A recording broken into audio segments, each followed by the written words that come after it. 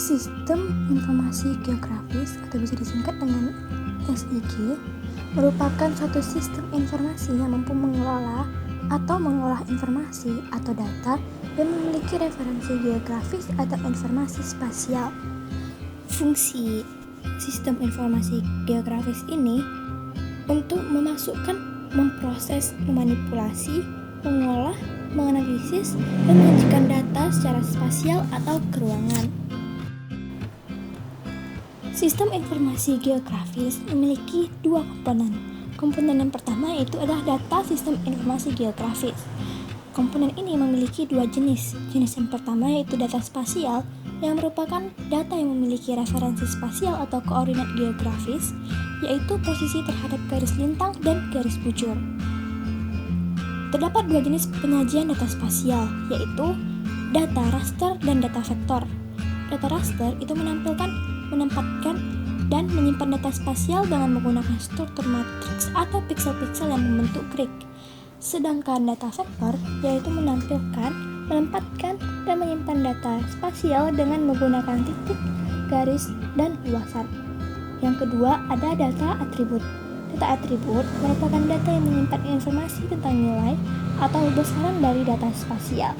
Data atribut berasal dari perhitungan statistik, sensus, dan catatan lapangan. Selanjutnya komponen sistem informasi geografis yang kedua yaitu adalah sistem komputer. Sistem komputer terdiri dari tiga bagian. Yang pertama adalah perangkat keras atau hardware. Perangkat keras berupa perangkat komputer yang mendukung pengoperasian perangkat lunak. Selanjutnya adalah perangkat lunak atau software. Perangkat ini berupa program-program yang berguna untuk memproses dan mengolah data. Selanjutnya adalah kemampuan manusia atau brainware. Dalam SIG, kemampuan manusia diperlukan untuk menjalankan sistem mulai dari memasukkan, mengolah, menganalisis, menyimpan, dan menyajikan data. Dalam pengelolaan sistem informasi geografis, terdapat 4 subsistem yang lainnya. Yang pertama yaitu adalah masukan atau input. Subsistem masukan berperan untuk mengambil, mengumpulkan, dan mengubah data menjadi bentuk digital yang dapat diterima dan digunakan dalam sistem informasi geografis. Yang kedua ada subsistem manajemen data. Dalam subsistem ini dilakukan pengolahan data dasar. Proses-proses yang dilakukan antara lain adalah pengarsipan data dan pemodelan. Yang ketiga adalah manipulasi dan analisis data. Secara umum, analisis spasial merupakan suatu teknik atau proses yang melibatkan sejumlah hitungan dan evaluasi logika matematika yang dilakukan dalam rangka mencari atau menemukan potensi hubungan atau pola-pola yang terdapat di antara unsur-unsur geografis. Manipulasi dan analisis data dibagi menjadi yang pertama ada klasifikasi, merupakan fungsi analisis spasial atau mengelompokkan data-data spasial berdasarkan kriteria atau atribut tertentu. Yang kedua ada overlay yang merupakan fungsi tumpang susun yang menggabungkan dua atau lebih lapisan data spasial berbeda yang memiliki referensi geografis dalam sistem yang sama dan lokasi kajian yang sama. Yang ketiga ada network atau jaringan. Teknik analisis jaringan di dalam sistem informasi geografis digunakan untuk menganalisis pergerakan barang, jasa, energi, informasi, atau bahkan orang di seluruh jaringan seperti pipa pasokan air, aliran sungai, dan jaringan jalan. Yang keempat ada buffering.